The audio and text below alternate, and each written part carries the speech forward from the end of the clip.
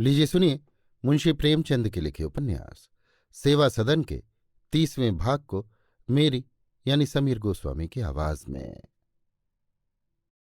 शहर की म्यूनिसपैलिटी में कुल 18 सभासद थे। उनमें 8 मुसलमान थे और 10 हिंदू। सुशिक्षित मेंबरों की संख्या अधिक थी, इसलिए शर्मा जी को विश्वास था कि म्यूनिसपैलिटी में वेश्याओं को नगर से बाहर निकाल देने का प्रस्ताव स्वीकृत हो जाएगा। वे सब सभासदों से मिल चुके थे और इस विषय में उनकी शंकाओं का समाधान कर चुके थे। लेकिन मेंबरों में कुछ ऐसे सज्जन भी थे जिनकी ओर से घोर विरोध होने का भय था। ये लोग बड़े व्यापारी, धनवान और प्रभावशाली मनुष्य थे। इसलिए शर्मा जी को ये भय भी था कि कहीं शेष मेंबर उनके दबाव में न आ जाएं। हिंदुओं में विरोधी दल के नेता सेठ बलभद्र दास थे और मुसलमानों में हाजी हाशिम। जब तक विट्ठल दास इस आंदोलन के कर्ता धर्ता थे तब तक इन लोगों ने उसकी ओर कुछ ध्यान न दिया था। लेकिन जब से पद्म सिंह और म्यूनिसपैलिटी के अन्य कई मेंबर इस आंदोलन में सम्मिलित हो गए थे तब से सेठ जी और हाजी साहब के पेट में चूहे दौड़ रहे थे।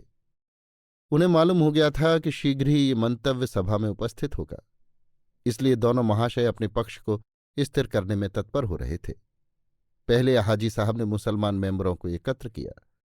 हाजी साहब का जनता पर बड़ा प्रभाव था और वो शहर के सदस्य मुसलमानों के नेता समझे जाते थे। शेष 7 मेंबरों में मौलाना तेग अली एक इमामबाड़े के वली थे। मुंशी अबुल वफा इत्र और तेल के कारखाने के मालिक थे। बड़े बड़े शहरों में उनकी कई दुकानें थीं। मुंशी अब्दुल लतीफ एक बड़े जमींदार थे, लेकिन बहुधा शहर में रहते थे। कविता से प्रेम था और स्वयं अच्छे कवि थे। शाकिर बेग और शरीफ हसन वकील थे। उनके सामाजिक सिद्धांत बहुत उन्नत थे। Syed Shafqat Ali pensioner deputy collector थे और खां साहब शोहरत खां प्रसिद्ध हकीम थे। ये दोनों महाशय सभा समाजों से प्रायः पृथक ही रहते थे, किंतु उनमें उदारता और विचारशीलता की कमी न थी। दोनों धार्मिक प्रवृत्ति के मनुष्य थे। समाज में उनका बड़ा सम्मान था। हाजी हाशिम बोले, बिरादराने वतन की ये नई चाल आप लोगों ने देखी?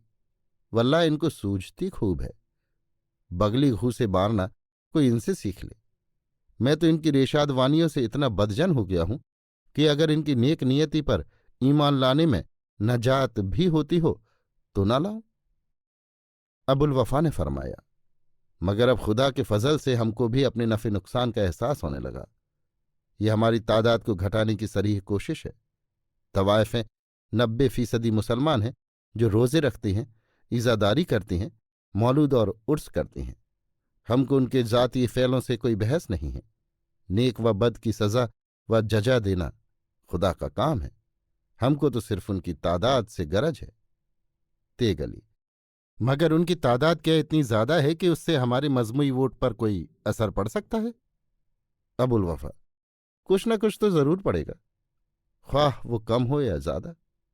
बिरादराने वतन को देखिए, वो डोमड़ों तक को मिलाने की कोशिश करते हैं, उनके साय से परहेज करते हैं, उन्हें जानवरों से भी ज्यादा जलील समझते हैं, मगर महज अपने पॉलिटिकल मफाद के लिए उन्हें अपने कौमी जिस्म का एक अज़ु बनाए हुए हैं। डोमड़ों का शुमार जरायम पेशा अकवाम में है। अलीहाजा, पासी, भर वगैरह भी इसी जेल में आते हैं। सर का कत्ल, रहजनी उनके पेशे हैं। मगर जब उन्हें हिंदू जमात से अलहदा करने की कोशिश की जाती है तो बिरादराने वतन कैसे चिराग पा होते हैं। वेद और शास्त्र की सनदें नकल करते फिरते हैं। हमको इस मामले में उन्हीं से सबक लेना चाहिए। शफकत अली ने विचारपूर्वक भाव से कहा, इस जरायम पेशा अकवाम के लिए गवर्नमेंट ने शहरों में खित्ते अलहदा कर दिए। उन पर पुलिस की निगरानी रहती है। मैं खुद अपने दौराने मुलाजिमत में उनकी नकल और हरकत की रिपोर्ट लिखा करता था, मगर मेरे ख्याल में किसी जिम्मेदार हिंदू ने गवर्नमेंट के इस तर्ज अमल की मुखालफत नहीं की। हालांकि मेरी निगाह में सरका कत्ल वगैरह इतने मकरूह फेल नहीं हैं जितनी असमत फरोशी। डोमनी भी जब असमत फरोशी करती है तो वो अपनी बिरादरी से खारिज कर दी जाती है। अगर किसी डोम या भर के पास काफ़ी दौलत हो तो वो इस हुस्न के खुले हुए बाजार में मनमाना सौदा खरीद सकता है। खुदा वो दिन न लाए कि हम अपने पॉलिटिकल मफाद के लिए इस हद तक जलील होने पर मजबूर हों। अगर इन तवाइफों की दीनदारी के तफेल में सारे इस्लाम को खुदा जन्नत अदा करे तो मैं दोजख में जाना पसंद करूंगा। अगर उनकी तादाद की बिना पर हमको इस मुल्क की बादशाही भी मिलती हो तो कबूल न करूं। मेरी राय तो ये है कि इन्हें मरकज शहर ही से नहीं, हदूद शहर से खारिज कर देना चाहिए। हकीम शोहरत खां बोले, जनाब मेरा बस चले तो मैं इन्हें हिंदुस्तान से निकाल दूं, इनसे एक जजीरा अलग आबाद करूं। मुझे इस बाजार के खरीदारों से अक्सर साबिका रहता है। अगर मेरी मजहबी अकायद में फर्क न आए तो मैं ये कहूंगा कि तवाइफें हैजे और ताउन की अवतार हैं। हैजा 2 घंटे में काम तमाम कर देता है, प्लेग 2 दिन में, लेकिन ये जहन्नुमी हस्तियां रुला रुला कर और घुला घुला कर जान मारती हैं। मुंशी अबुल वफा साहब उन्हें जन्नती हूर समझते हो, लेकिन वे ये काली नागने हैं जिनकी आंखों में जहर है। वे ये चश्मे हैं जहां से जरायम के सोते निकलते हैं। कितनी ही नेक बीवियां उनकी बदौलत खून के आंसू रो रही हैं। कितने ही शरीफ ज़ादे उनकी बदौलत खस्ता व ख्वार हो रहे हैं। ये हमारी बदकिस्मती है कि बेशतर तवाइफें अपने को मुसलमान कहती हैं। शरीफ हसन बोले, इसमें तो कोई बुराई नहीं कि वो अपने को मुसलमान कहती हैं। बुराई यह है कि इस्लाम भी उन्हें राह रास्ते पर लाने की कोई कोशिश नहीं करता। हिंदुओं की देखा देखी इस्लाम ने भी उन्हें अपने दायरे से खारिज कर दिया है। जो औरत एक बार किसी वजह से गुमराह हो गई, उसकी तरफ से इस्लाम हमेशा के लिए अपनी आंखें बंद कर लेता है। बेशक हमारे मौलाना साहब सब्ज इमामा बांधे, आंखों में सुरमा लगाए, गेसू सवारे उनकी मजहबी तस्कीन के लिए जा पहुंचते हैं। उनके दस्तरख्वान से मीठे लुकमे खाते हैं, खुशबूदार खमीरे की कश लगाते हैं और उनके खसदान से मुअत्तर बीड़े उड़ाते हैं। बस इस्लाम की मजहबी कुव्वत इस्लाम यहीं तक खत्म हो जाती है। अपने बुरे फैलों पर नादिम होना इंसानी खासा है।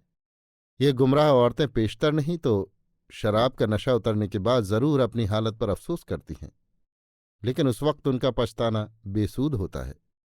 उनके गुजराने की इसके सिवा और कोई सूरत नहीं रहती कि वे अपनी लड़कियों से दूसरों को दामे मोहब्बत में फंसाएं, और इस तरह ये सिलसिला हमेशा जारी रहता है। अगर उन लड़कियों की जायज़ तौर पर शादी हो सके तो, और उसके साथ ही उनकी परवरिश की सूरत भी निकल आए तो मेरे ख्याल में ज़्यादा नहीं तो 75% तवाइफें इसे खुशी से कबूल कर लें। हम चाहे खुद कितने गुनाहगार हों, पर अपनी औलाद को हम नेक और रास्तबाज देखने की तमन्ना रखते हैं। तवाइफों को शहर से खारिज कर देने से उनकी इस्लाह नहीं हो सकती। इस ख्याल को सामने रखकर तो मैं इखराज की तहरीक पर एतराज़ करने की जुर्रत कर सकता हूँ, पर पॉलिटिकल मफाद की बिना पर मैं उसकी मुखालिफत नहीं कर सकता। मैं किसी फ़ैल को कौमी ख्याल से पसंदीदा नहीं समझता जो इखलाकी तौर पर पसंदीदा न हो।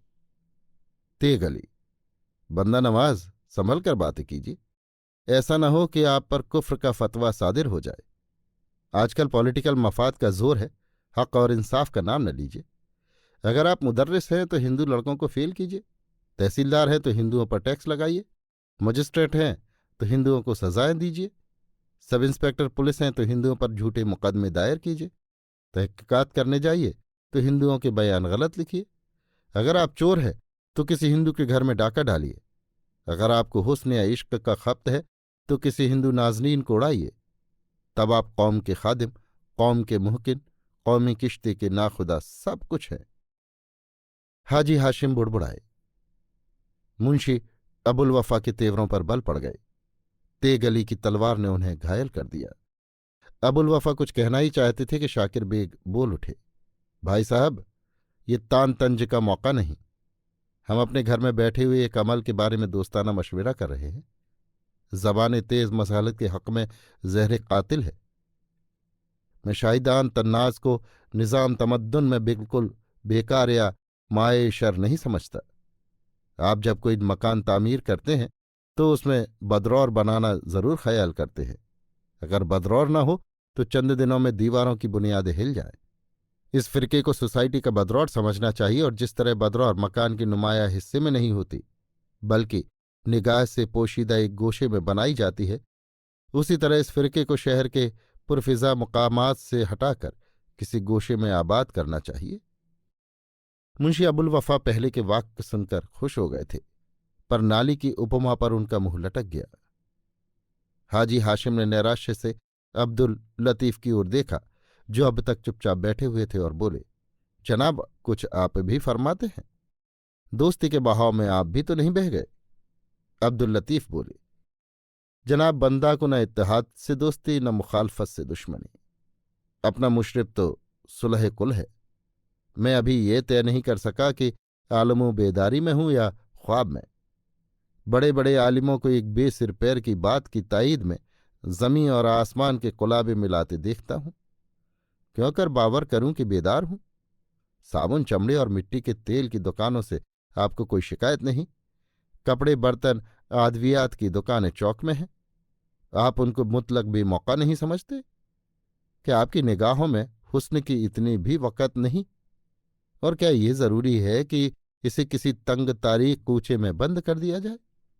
क्या वो बाग बाग कहलाने का मुस्तहक है जहां सरों की कतारें एक गोशे में हों, बेले और गुलाब के तख्ते दूसरे गोशे में, और रविशों के दोनों तरफ नीम और कटहल के दरख्त हों, वस्त में पीपल का ठूंठ और किनारे बबूल की कलमें हों, चील और कौए दोनों तरफ तख्तों पर बैठे अपना राग अलापते हों, और बुलबुलें किसी गोशे तारीक में दर्द के तराने गाती हों? मैं इस तहरीक की सख्त मुखालफत करता हूं। मैं उसे इस काबिल भी नहीं समझता कि उस पर मतानत के साथ बहस की जाए। हाजी हाशिम मुस्कुराए। अबुल वफा की आंखें खुशी से चमकने लगीं। अन्य महाशयों ने दार्शनिक मुस्कान के साथ ये हास्यपूर्ण वक्तृता सुनी, पर तेग अली इतने सहनशील न थे। तीव्र भाव से बोले, क्यों गरीब परवर, अब की बोर्ड में ये तजवीज़ क्यों न पेश की जाए कि म्यूनिसिपैलिटी एंड चौक में खास एहतमाम के साथ मीना बाजार आरास्ता करे, और जो हजरत इस बाजार की सैर को तशरीफ ले जाएं, उन्हें गवर्नमेंट की जानिब से खुशनूदी मिजाज का परवाना अदा किया जाए। मेरे ख्याल से इस तजवीज़ की तायीद करने वाले बहुत निकल आएंगे, और इस तजवीज़ के मुहर्रिर का नाम हमेशा के लिए जिंदा हो जाएगा। उसकी वफात के बाद उसके मज़ार पर उर्स होंगे, और वो अपने गोशे लहद में पड़ा हुआ हुस्न की बहार लूटेगा और दल पजीर नगमे सुनेगा। मुंशी अब्दुल लतीफ का मुंह लाल हो गया। हाजी हाशिम ने देखा कि बात बढ़ी जाती है, तो बोले, मैं अब तक सुना करता था कि उसूल भी कोई चीज़ है, मगर आज मालूम हुआ कि वो महज एक वहम है।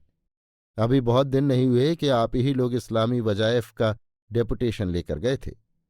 मुसलमान कैदियों के मजहबी तस्कीन की तजवीज़ें कर रहे थे, और अगर मेरा हाफिजा गलती नहीं करता तो आप ही लोग उन मौक़ों पर पेश नज़र आते थे, मगर आज एकाएकी इंकलाब नज़र आता है। खैर, आपका तलव्वुन आपको मुबारक रहे। बंदा इतना सहल यकीन नहीं है। मैंने जिंदगी का ये उसूल बना लिया है कि बिरादरान वतन की हर एक तजवीज़ की मुखालिफत करूंगा, क्योंकि मुझे उससे किसी बेहबूदी की तवक्को नहीं है। अबुल वफा ने कहा, आलिहाजा, मुझे रात को आफताब का यकीन हो सकता है, पर हिंदुओं की नेक नियति पर यकीन नहीं हो सकता। सैयद शफकत अली बोले, हाजी साहब, आपने हम लोगों का जमाना साज और बेउसूल समझने में मतानत से काम नहीं लिया। हमारा उसूल जो तब था और अब भी है और हमेशा रहेगा, और वो है इस्लामी बकार को कायम करना और हर एक जायज़ तरीके से बिरादरान मिल्लत की बेहबूदी की कोशिश करना। अगर हमारे फ़ायदे में बिरादरान वतन का नुकसान हो तो हमको इसकी परवाह नहीं, मगर जिस तजवीज़ से उनके साथ हमको भी फ़ायदा पहुंचता है और उनसे किसी तरह कम नहीं, उसकी मुखालफत करना हमारे इम्कान से बाहर है। हम मुखालफत के लिए मुखालफत नहीं कर सकते। रात अधिक जा चुकी थी। सभा समाप्त हो गई। इस वार्तालाप का कोई विशेष फल न निकला। लोग मन में जो पक्ष स्थिर करके घर से आए थे उसी पक्ष पर डटे रहे। हाजी हाशिम को अपनी विजय का जो पूर्ण विश्वास था उसमें संदेह पड़ गया। अभी आप सुन रहे थे मुंशी प्रेमचंद के लिखे उपन्यास सेवा सदन के 30वें भाग को मेरी यानी समीर गोस्वामी की आवाज में।